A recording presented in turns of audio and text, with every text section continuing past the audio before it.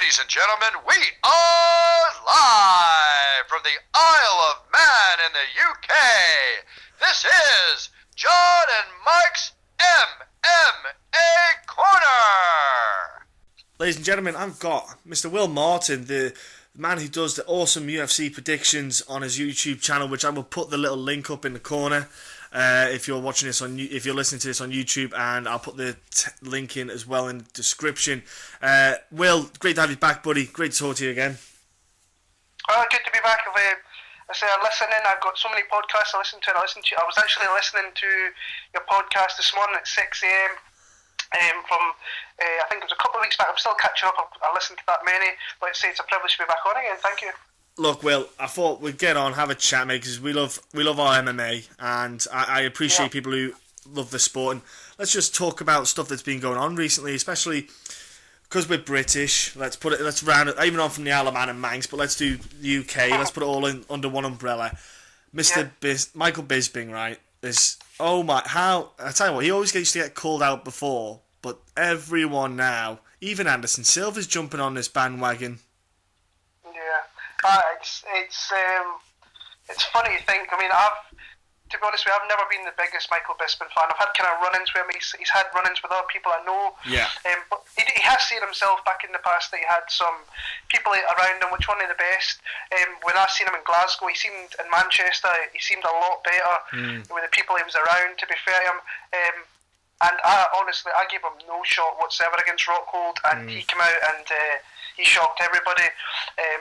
And the very first thing I thought when he won that title, I was like, this is perfect for the British Isles.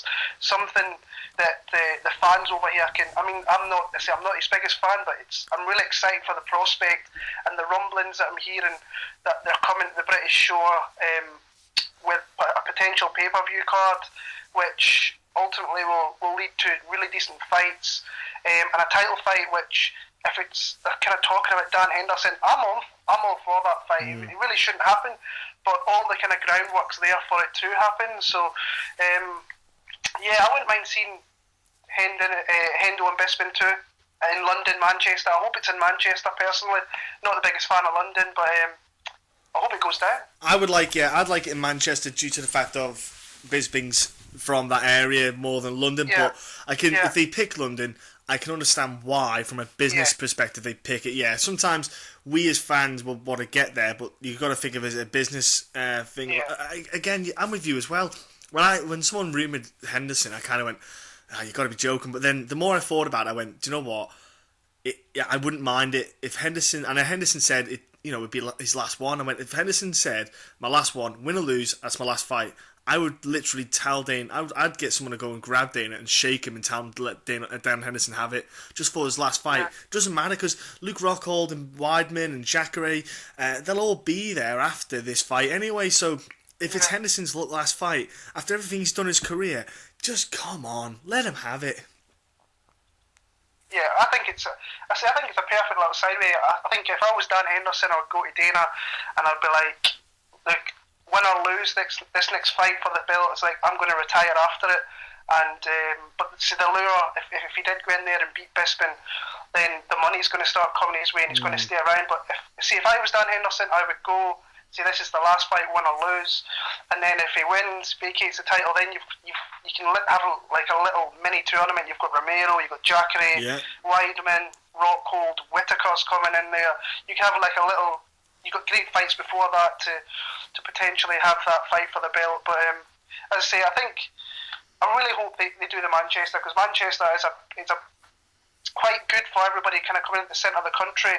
But when you're looking at the UFC coming in, I mean, they're coming in from America. London is perfect for them to get everything there. But I say, I really do hope this rumoured card in October comes to fruition. I do too, mate. It'd be awesome, and I think as well you could stick Joanna Jędrzejczyk on there if she beats Claudia Cadella on that as well. You see, you could have two Europeans defending belts.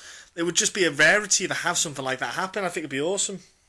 Yeah, I agree with you entirely. I mean, I think there's fighters, like one fighter, I can see Joanne Calder would want to get on a fight card like that. Stevie Ray's looking for a fight right now. He is. After he was supposed to fight next week, so and he got pulled out of that one due to visa issues. But this fighter's ready to go. I think Jimmy Manawagan's something like OSP. That's a great fight for us fans over here. Yeah. So hopefully it happens, and we can get some really top-notch fights over here. That's the thing. It's the knock-on effect of what if it's a pay-per-view, the card they could they'll have to put a stat card on. So for fight fans like us, it gets us super excited. One thing that popped up on the week was John Jones doing his presses, and he talked about Big John McCarthy. He was really anti Big John McCarthy, talking about how him and the two of them don't get on, and he's trying to put like a letter in to get Big John McCarthy removed from the fight as a referee and stuff. And for me, I kind of sat there and thought, do you know what? That shouldn't be. I think Cormier complained about one of the refs. I think complained about Herb Dean being the ref, but I think the ref fighters should not have a say in the ref. But then again, there are certain referees out there who you do worry about when fights get called. I like, Mazzagatti is one person to stick out, but it's one of them things where a fighter, yes, you've got to accept that sometimes the referee is not going to be the elite of the elite, or you might not get on with him, but I'm not being funny. Big John McCarthy, he doesn't do too much wrong. I don't know what the running is. I'm kind of with you in that. I mean, it should be the least of his worries, personally. Yeah. I think he's got a champion that he's facing, a former foe that since he's been away from the sport, and I know he came back in April, but between January of last year to what will be July, so you're 18 months.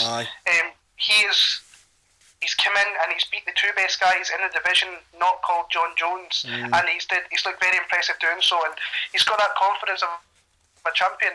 I was at 197, and I think, I know it's kind of different saying it now, but if John Jones was against Daniel Cormier that night, I think Cormier could have maybe walked it, because John Jones looked hesitant. He just looked gun shy. He didn't look ready to pull the trigger, and he kind of maybe got away with one that night. I know it was a kind of complete domination still, but Cormier must have been sent home kind of thinking, shit, I should have, maybe if I wasn't maybe so injured or whatever, he could have get himself in there. He could have had that chance to beat John Jones next week.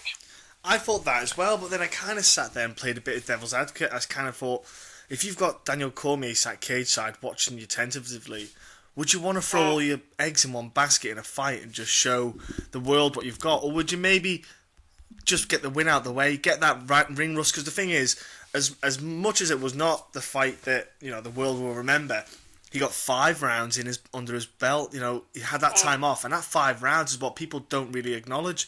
That's great, even though it wasn't intense. It's a conditioning that you can't get when you're at the gym. Being in there, and again, OSP being a southpaw, different kind of stand. It does differ. It does alter the way that you fight, and the way he fights is different than Daniel Cormier's style. So I try to play devil's advocate on both sides of things, but I think you're right. I think if Daniel Cormier, you do get a little bit of a boost going into there, and, a bit of confidence. I only worry that with Cain Velasquez being on the card, what if Travis Brown went in and starched Cain Velasquez? Could that have a ricochet knock-on effect on Daniel Cormier? Because Rockhold just lost and Cain lost. That's my only concern, I think, because the Pettis brothers been on the same card. They talked about it and stuff like that. I always worry about certain teammates if they're super, we know that they're really close. Could that have an effect? See, I was kind of, and that's something actually a really good point. I never thought of that when I'd made my predictions for UFC 200, and that's something that I never really thought about before. But sitting here thinking about it, I'll give you. See, I know you haven't watched. We were speaking about this beforehand, but my prediction for Cain versus Travis Brown is I'm picking Mr. Rousey in this one. So I saw Cain in April, and he really didn't look in good shape. Now I know he was out. I think his fight might have actually got announced round about that time, but he wasn't in shape. He was kind of limping on his left leg, and I just think that he's there to be got at right now. I know he's kind of that fight with Verdun was a tough one. I don't think he prepared for it well at all. But I picked Travis Brown in that one, and I said in my videos, like, if I had to pick Travis Brown, I have to pick him via knockout, because I don't see him decisioning Cain Velasquez. But I can just, and that's a really good point you brought up about if he loses that, then Cormier's a couple of hours' time, he's got to go in there with the best fighter there is out there personally. So and a guy who is in his head. Yes. Without a doubt. Oh, he's so in his head. As much as Daniel Cormier might not say it, we all know he is. It's impossible. The two of them have, as well. That's the thing with that performance that John Jones had against OSP. He wouldn't. I think he would perform differently against DC because there's a different fire under, so to speak. It's a different mindset. And yeah, I do wonder what could happen. And I think you're right with the Travis Browne potential there to kind of, if you had Kane out for a while, he's been injured. His last fight didn't go so well. And if Kane just can keep, if Travis can keep Kane away distance, use his range like he does, and not get into a brawl like he did with Andre Arlovski, I think it could work out better for Travis than it will for Kane. It's a dangerous one for Cain Velasquez to take on. If I'm Cain Velasquez, I'm going to be sitting there thinking he's big and long. I see his legs. I'm going to just go for those legs, just take him down all day long. I'm only fighting for 3 rounds. I can do 3 rounds of takedowns and just try and pan him out. That's my game plan if I'm Cain Velasquez. But yeah, it's super interesting card. But that's the thing. This whole international fight week coming up, it's crazy because you can just almost see tumbleweeds on the MMA media world at the moment because everyone's just sitting there kind of waiting and anticipating. Even though we had Bellator at the weekend and you had Rampage back, you had Matt Mitrione fight and stuff like that. It's still just I'm obviously Michael Chandler who did it. Oh my word, what a finish! But it was just the world's just gone quiet waiting for international fight week. Can you yourself sense that anticipation, bud? I can, yeah. I mean, last week I was looking forward to. It's really hard for us over here to watch Bellator because we have to go find the stream and it's not the best streams that you get. Yeah. So I had a little stream on my left hand side of my computer and I had hooked my other computer up to watch Victory FC on UFC Fight Pass because Mike Rhodes is a guy who's I'm quite friendly with and I've met before, and Michael Chandler, when he knocked out Patricky Pitbull, literally at 2 minutes later, Mike Plazola,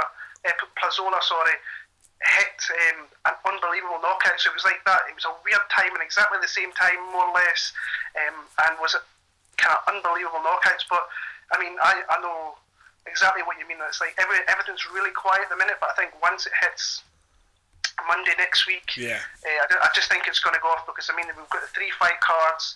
You've got Conor and Nate that are going to be in the same building within inside 10 feet of one another. So that's going to kick off. And then we've got really solid cards Thursday, Fridays, and then when you go into Saturday, I mean a little bit back a few months ago, I was kind of questioning the card and is it going to be as big? And I was questioning it, and I put out on Twitter a few times that there was other cards that were doing it for me, like 190 leapt out for me big time. I really like the look of 199 as well. Had some good fights and that really delivered. But 200 wasn't really doing it for me, and then the more I kind of looked into it, I had to do my reviews of the fights for my predictions, and I realised there is so many good close dog fights on this card that it's really well matched what they've done with the card. And I mean, it's a bit linked to kind of start off with to say like Jim Miller and Gomi, both good guys, but they are definitely in a decline in the career. You can see that. Then we've got Musasi, who is just always an all-around good pro, but he's got a dangerous opponent here in Santos. But then it goes into Lozon and Sanchez, who I cannot believe these guys haven't fought for the length of time they've been in the UFC. Strange, isn't it? And then it goes into prelims. You get Sage Northcutt out of the way. He's got a hand-picked opponent. He'll get him out there quick, I believe. I beg your pardon. Enrique Marin is the reason the UFC 200 card is happening. He is the reason why it'll reach record numbers. It could be. You never know. Might have a South America or whatever tuning in. But once you get by Northcutt, then you go right into you've got Dillashaw, you've got Hendricks, Gastelum, Zingano. That's the fight the whole week. I don't think people are talking about it is Zingano and Pena because I think that's mine. It could steal the whole fight week because these girls, they don't know how to back up. They just come straight forward, and it's going to be all over the place. And it might be a bit scrappy, but it's a good fight. And then once you hit the main card, I mean, it's just really competitive, good fights for the title.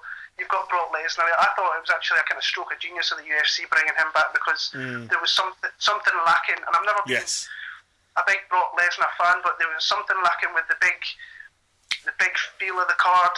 And Lesnar coming in, I know he's been away for 5 years, but I was really happy when they gave him Mark Hunt, because I thought they were going to give him somebody bottom of the barrel, maybe scraping top 15, maybe like Pester Duffy, or someone like that, someone who wasn't really, Yeah, I thought maybe a Duffy or something like that, but then when they said Mark Hunt, I was like, the guy's coming back with a legit opponent, a ranked opponent, and then I say the main event kind of speaks for itself. It's the best fight the UFC can kind of put on out there alongside Nate and probably Conor again. So overall, it's an unbelievable meet. I mean, we've got Joe Duffy, we've got Ross Pearson, so we've got people over here that are going to be tuning in for them, and there's just good fights on every card. I mean, I think the tough card, I'm really looking forward to Joanna and Claudia. I think that's I've been watching Tough now. A lot of people talk bad on Tough, but I always watch it anyway, because you've got fighters coming through, especially with the girls who I've watched in Invicta quite a lot.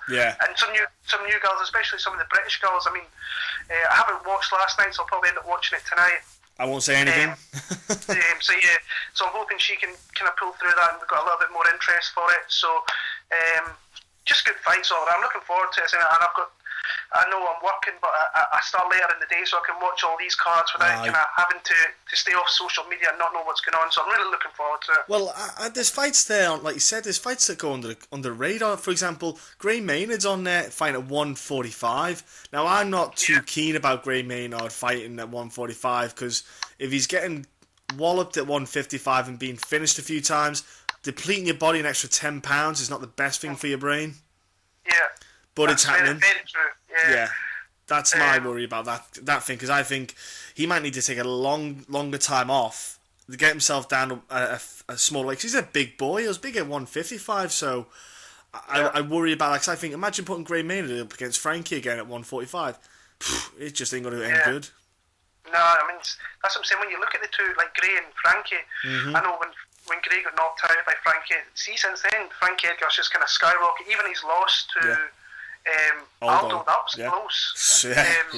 But Gray Maynard has just completely went downhill. And I don't know how anybody can trust picking him. I know Bruno is not a renowned knockout artist, but I don't know how you can pick it, especially coming down another weight. And he's a big boy as well. So it's interesting fights. I mean, Will Brooks fighting Ross Pearson, but that's Ross Pearson UK interest, but Will Brooks making his debut, that's exciting as well to see, him on a big stage, because he's not the full package yet. He's still developing and growing as a fighter as well himself. So that's a great fight on that card as well.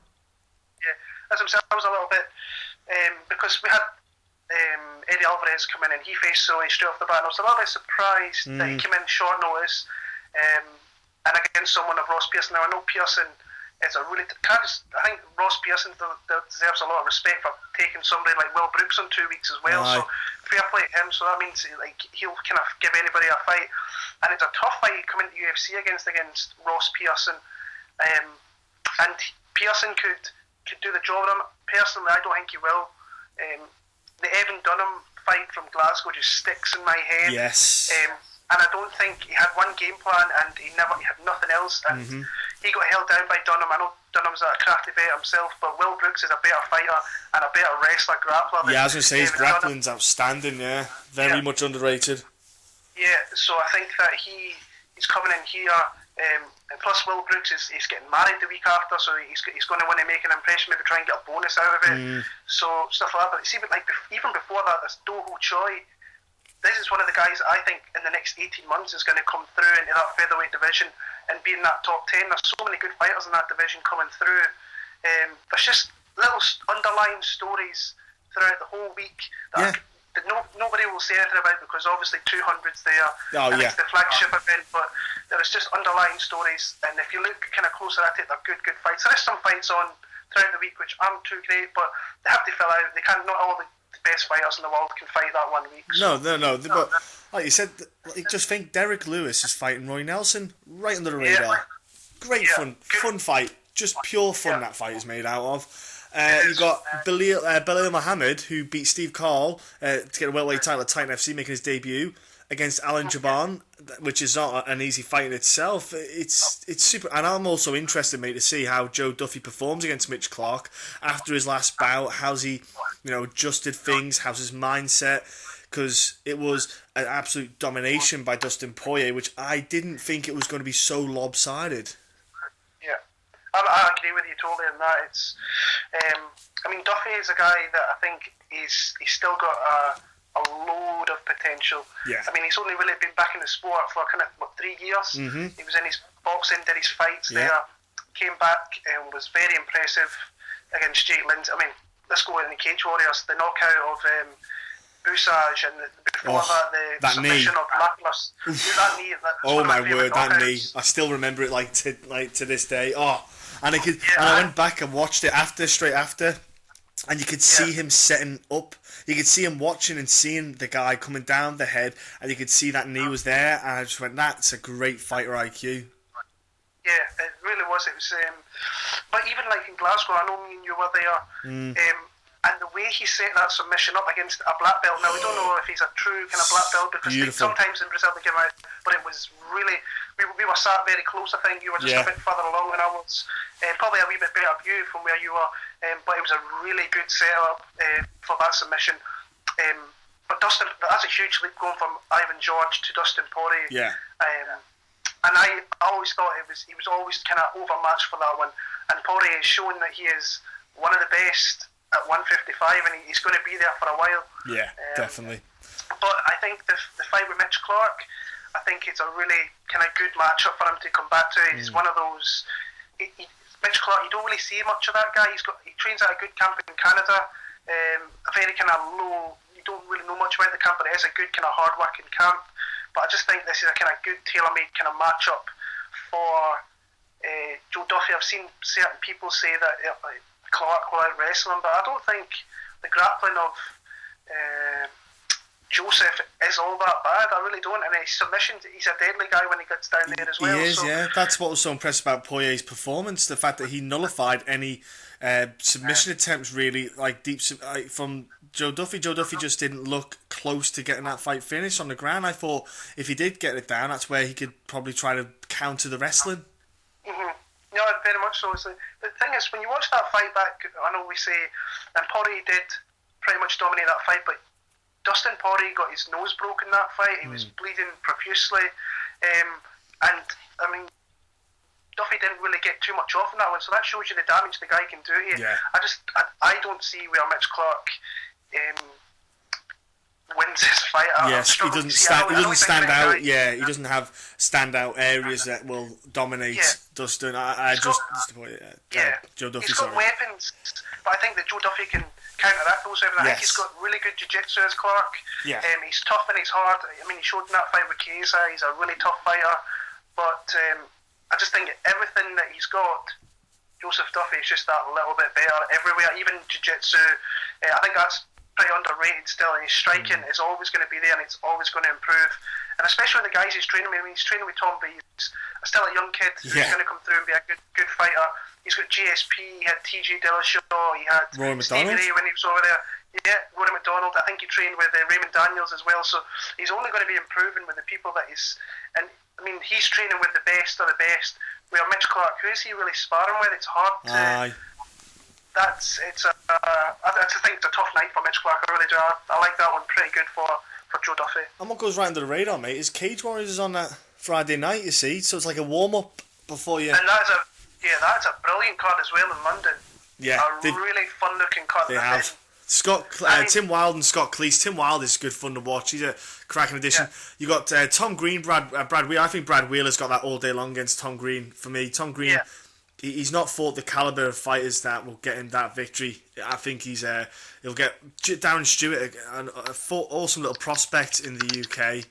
Paddy Pimblett as well, mate, getting that shot. And then you got Chris Fishgold and Jack Marshman, all the little French invasion they've got to try and fend off. And all of them are exciting prospects for UK MMA. It's these guys are really good to watch. They're good fun and they're just nice top blokes as well. They are. I mean, I really like that fight for Paddy Pimblett because Teddy Riley that guy's no slouch. I mean, I watched his last fight. No, he's not. Omigawa, and he probably should have won that fight in Japan as well. If it was anywhere else, I think he would have won that fight. And his only other loss is to Tom Duquesnoy, who I think is the shining star anywhere outside the UFC or your Bellators. The guy's, I mean, he's such a top talent, and he's only going to give us more. And the people that he's he's beating and knocking out fairly easily with big shots. Like that last knockout was just Damien Rooney fight. Oh. Yeah. Oh. There was Rooney, and then there was what's his name? Stapleton, is it? Oh, so Stapleton was 155, isn't he? Is it 155? I can't remember who it was. It was on the same card, I think. And I mean, that knockout was just mean. It was nasty. And he's training at Jackson's now. Yeah. And who did I speak to in Vegas? It was Brandon Gibson, Six Guns, and he says the kid has just got unlimited potential.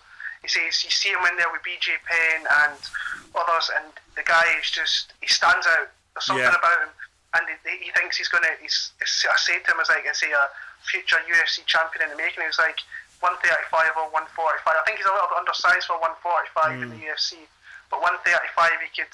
I mean, that division's already stick. Could you imagine having somebody like Tom Duquesnoy in there as well? And the beautiful thing is, he's a smart kid because he got the offer for the UFC and stepped back and said, I want a couple more fights still. That shows that kid ain't stupid. He knows he's got the potential to get in there any time. He just wants to make sure he's got everything right before he gets in there, so he doesn't go. Well, doesn't turn into one of them guys that goes 0-3 and he's straight out. Yeah. I mean, I thought it was actually because I was calling for him to maybe go to the UFC, but since. I mean, I think it was a very smart move because since then he's shown his improvements that he's made in his game, and he's a guy I watch and I just kind of in awe of a little bit because it's a guy that it was Shea Walsh. That's who it was the last time we fought. Shea Walsh, yes. Sorry, you're right, mate. Yeah. Just a nasty knockout, and Damien Rooney. That was a really big knockout as well. Just a top guy. I'm looking forward to seeing that guy in the future in some very big fights. Yeah, it is. It's exciting for him and for us as well, because people who don't, not everyone follows promotions outside of the UFC, and I think that people miss out with that. You know, there's a lot of great promotions out there. I know everyone's got a life to live, and there's not a lot of time to watch all the fights, and it's understandable. But there's a lot of great talent out there. Like you've got on Valor Fights, you've got a kid called Sidney Wheeler fighting Joe Riggs.